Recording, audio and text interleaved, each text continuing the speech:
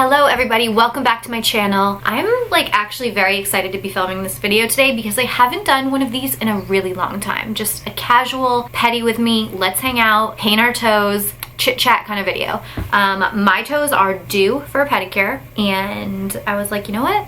Why don't I turn the camera on? Because it's been a while since I filmed one. So that's what we're gonna do. They really don't need too much cleaning up. The last Pedi I gave myself, I really went to town and used the little the little cheese grater thing and kind of smoothed them out and everything.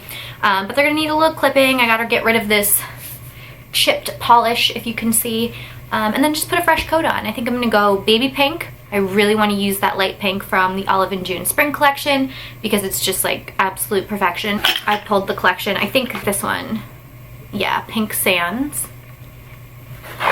So that's what I'm going to do today, and I wanted to invite you to join me. So make a cup of coffee or a cup of tea, get a little snack. Actually, it's kind of hard to have a snack while you're painting your toes because you're putting your fingers on your toes and then putting your fingers in food, and I think that's gross. But I do have my water, so that's what we're going to be sipping on today, and we're just going to get right into it.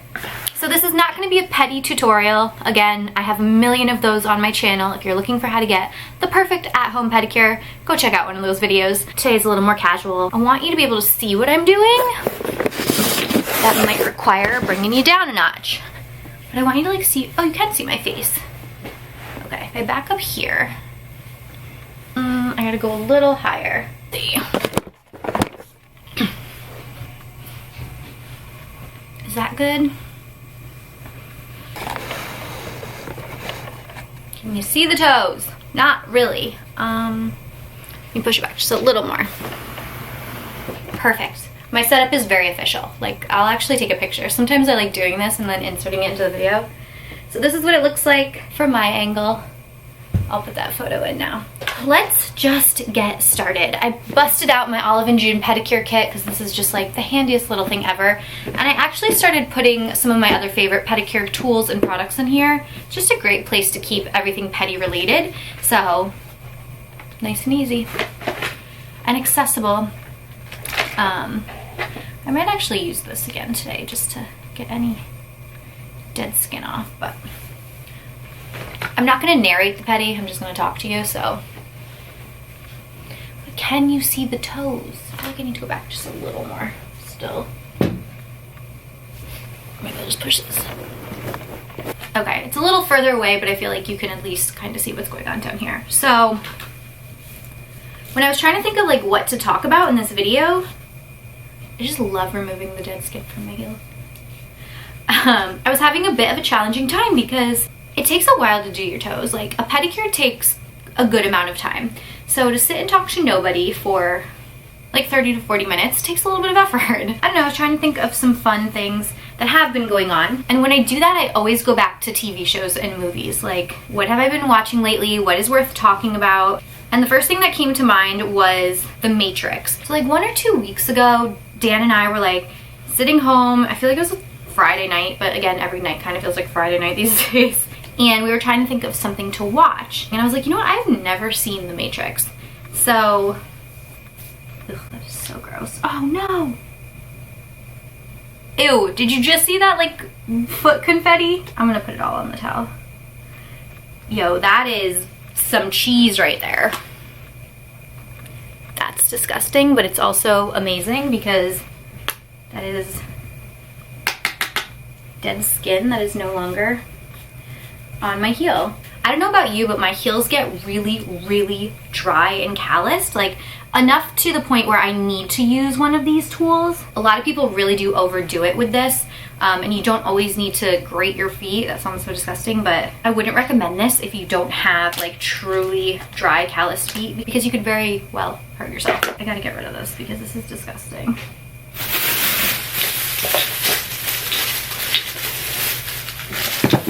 Put it in this bag. This will be my trash bag. Anyway, so we watched The Matrix and it tripped me out a little because it was kind of a really weird movie and plot line, and I don't know, the state of the world just weirds me out these days, so that kind of stuff freaks me out as well, but it was really good. I think it's a trilogy or something. We didn't go ahead and watch the others yet, but that was pretty good, and I feel like I am now part of the cult phenomenon. I feel like I have been initiated into the epic 90s movie club. And then on my own, I started watching Murder on Middle Beach, I believe it's called. Murder at Middle Beach or Murder on Middle Beach. It is about a murder that happened here in Connecticut kind of long ago at this point. I think it happened back in 2010. This woman was murdered at her home in Madison, Connecticut, which is a small shore town. We're actually getting married like nearby, which is kind of weird. But when the series starts out, you really think you know who the murderer is. Like episode 1, they're really like kind of pinning it all on this one person. And then every episode after, the story changes so much and all this new evidence is unveiled and all these secrets that the woman had been keeping are coming to light, and it's just very, very good. So that's on, I think, HBO Max. If you're looking for a good show, I definitely recommend it. I'm not done with it yet, so I don't have a ton to say about it. I kind of want to watch the episode right after this, but so far I'm thoroughly enjoying it. And it's kind of weird that it happened in Connecticut. I don't want to give anything away, but as it gets deeper into the show, they start talking about how this woman was involved in gifting tables, which is essentially a pyramid scheme. And it's so funny because at the time of her murder, when these gifting tables were becoming really popular in Connecticut, I had kind of been hearing about them and had known people who were invited to them, and it just sounded so strange and kind of not legal. But watching it in the show and kind of seeing it from the perspective of the police and women who were involved and all the craziness that it stirred up, it's just super interesting to me now. So I kind of had like a little bit of insider knowledge, if you will. Not really, but I at least was familiar with it at the time, and I had no idea that that is what the show was about. So as it kind of got into that, I've been like sucked in. So Dan's not a huge fan of like murder mysteries or crime series, but I love them. I don't know why. I find them very like interesting. I think most girls are really into crime shows though. And if you have any great true crime or mystery shows or documentaries, docuseries that are worth watching, please leave them in the comments, because I am always looking for a new one. I'm trying to think of some of my favorites. I really loved the 3-part Aaron Hernandez documentary. What else did I love? Actually, I think love is probably the wrong word to use for true crime because the stories are all quite sad, but I really enjoyed I Love You Now Die. Is that what it's called? About Michelle, I think. It was that awful story about the high schoolers who were dating, and the girl basically encouraged her boyfriend to kill himself via text message. Really strange, bizarre, sad story, but it's just an interesting perspective. Like the case itself is just, I don't know, like she definitely encouraged this clearly sick, sad, depressed boy to kill himself, but I don't know at the end of the day if she really can truly be held responsible. It's a very catch case. I don't know. She certainly didn't help the matter whatsoever, but it was weird and she was kind of sick in the head as well. But that was a really interesting documentary. And then I feel like I watched one the other night too that was great, but I don't remember what it was. Again, always looking for something to watch. I did just cancel Netflix. I just felt like it was time for a break. You know how people are always encouraging you to like cancel subscriptions that you're not using? Well, I feel like I truly use all of mine, but Netflix was the one that I felt like I could part with. I really don't watch anything on there religiously anymore. It's just kind of like a background app, but we have a few other streaming services that we watch. So I was like, you know what, let's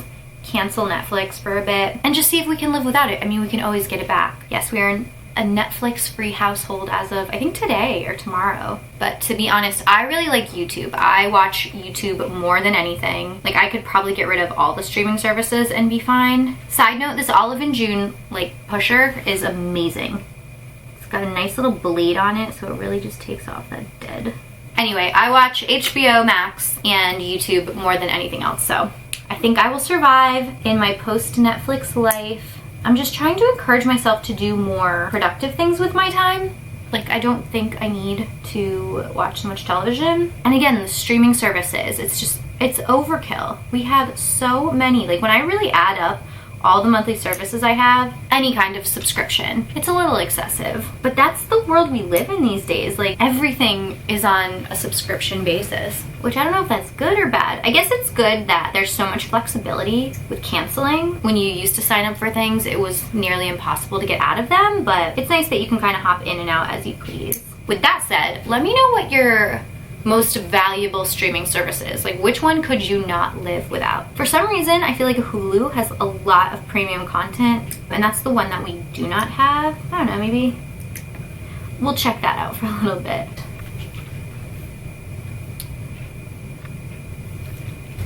All right, let's file them up. Can you guys believe that it's March already? I'm actually shocked that we are in March. Like, March 2020 felt like yesterday. I feel like I was filming this exact same video a year ago, and I was. Oh my god, I was actually thinking about that this morning. One of the last pedicure videos I did, it was last year, last February or March, and it was another casual Pedi with me video, and I was talking about Love is Blind. I so wish that we didn't have this pandemic so we could have had a season 2 of Love is Blind, because that was like the most fun television series of 2020 in my opinion. That show took off. That was such a fun time, and I was chronicling it like here on YouTube during like my manis and pedis. Like, all the conversation was based around Love is Blind. That show was nuts. Although I feel like they should have been filming season 2 already, but I don't think they were. When Nick and Vanessa were doing all that press for the finale, I remember it was announced that they got renewed for season 2. I'm pretty sure that all the couples are still together. I think Lauren and Cameron, from what I remember, or what I last saw, are definitely still a couple. Amber and Barnett are like thriving. They are surprisingly a really good pair, and I feel so bad. They painted her to be like such a not nice person. They definitely did Amber dirty. They're still hanging on. And then who was the other one? Kelly and what's his name? They didn't make it. Kelly and Kenny. But I think Kenny just got engaged to someone else not too long ago. Like the love of his life. I'm happy for him. He was such a sweetheart. And Kelly's definitely still in the market. Jessica, I think, found a new man, and he was quite attractive. If I recall, he was like tall, dark, and handsome. I want to say he had a kid, but I could be wrong. And then who else? I don't know if there was anyone else. I feel like there was, but I cannot think of them. It's so funny because like, oh, duh, Giannina and what's his name? Damien. Giannina and Damien. They, I don't mean to speak ill of the celebs, but those two I really don't see lasting. I think they're actually still together, shockingly.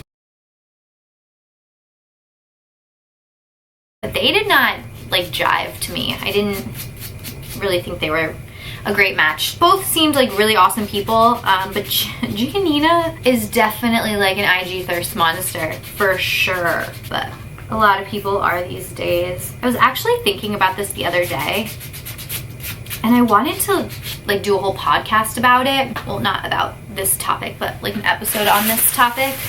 You guys know my sister and I started a podcast last year, literally did one episode. Our second episode gave us so much trouble when we were trying to upload it that we just like gave up at the time because there was so much, like, you know, so many other things going on in our life. Oh, this was bad. So that's been on hold, but I absolutely 1000% plan on bringing it back.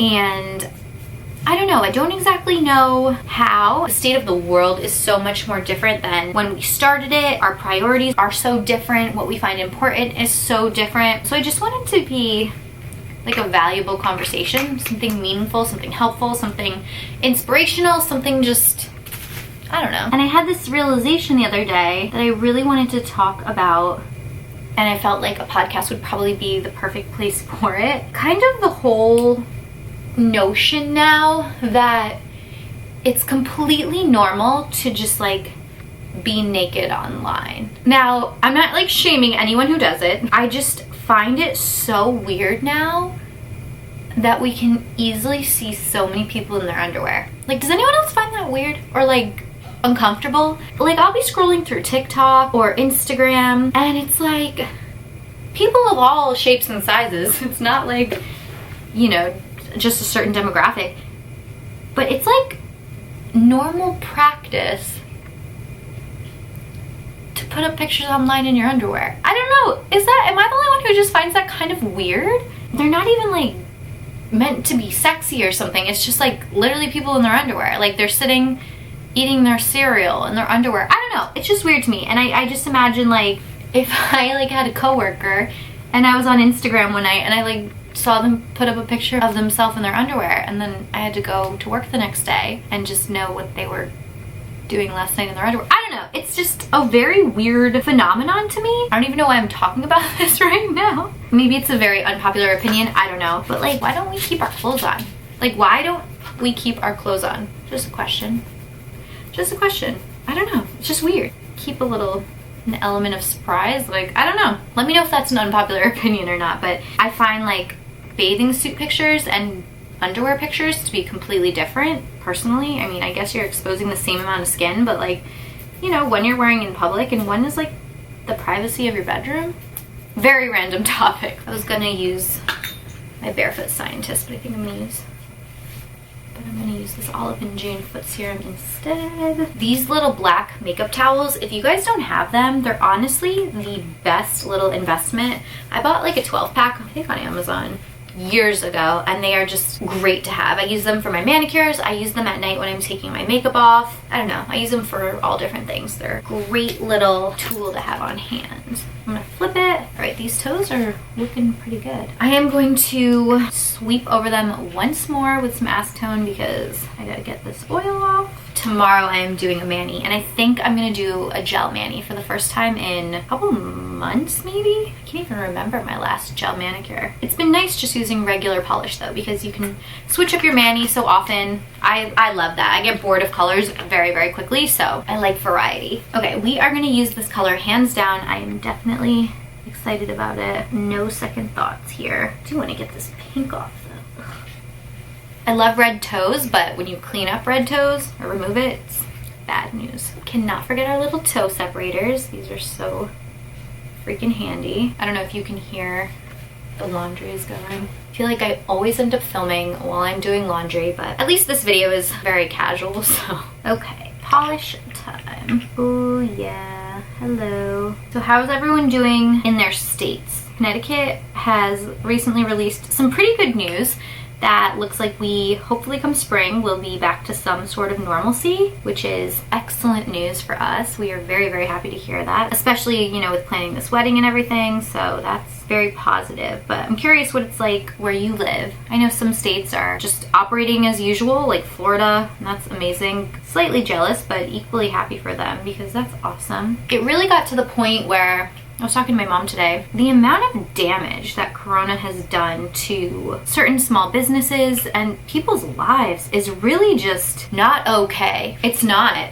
This started out as a 2-week, let's curb the spread, and we are literally approaching 1 year. That's insane. It's definitely a sensitive subject for people, but it's really crazy when you think about it. The countdown to spring is officially on though. We are so close. We're like mere weeks away from the first day of spring. Also, my brother's birthday is coming up in a couple weeks. My mom was trying to figure out like a fun low-key thing that we could plan for him. Matt, I really don't think you watch my YouTube channel, but if you do, just tune out for a little bit. X out, come back in like a couple minutes. Just talking about his party with my mom, like his intimate birthday celebration. I was so excited. I really just am looking forward to anything. Like anything that's on the calendar, I'm getting super excited about. My mom told me that she has pretty much planned my shower. Well, not like totally planned it, but it's on the books. And so that was super exciting. My sister's in the process of planning bachelorette stuff, so it's like starting to feel real. The wedding is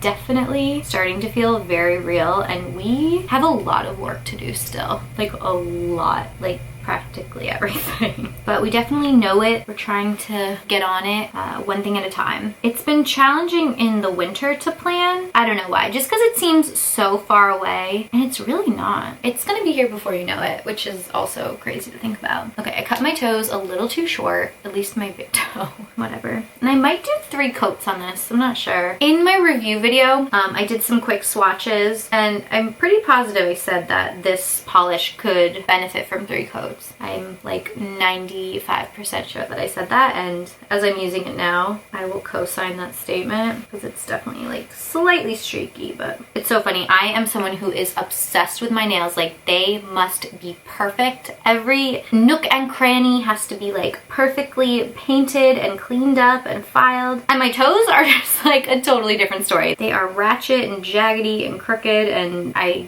do not share the same affinity for them. I could really care less as long as they're painted. When they're not painted, they just look funky to me. But let's see, do we need a third coat? Like, part of me kind of wants to do it. It's hard to see with the light. I don't know, I might skip it. I don't know if it's worth it. All right, let me get my top coat. I forget who I was talking to.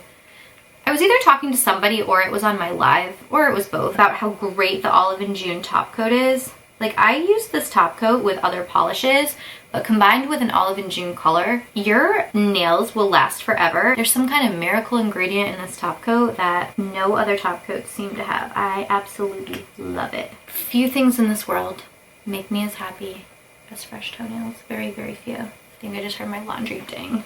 Which means it's time to fold it. I really cannot stand doing laundry. I try to do it once a week, once every 2 weeks, depending on how far I can push it. But it's like my nemesis. It is my least favorite chore. And the folding part is the worst part. Actually, no, you know what? That's not even true. It's the putting it away part that stinks. Like, I don't mind throwing it in the wash, putting in the soap and all that. I don't mind throwing it into the dryer. And I really don't even mind folding it that much. I'll just put on a podcast or a TV show and like get in the zone. But putting it away, no. Like, I'm good. Like, it can sit in the basket for a few days.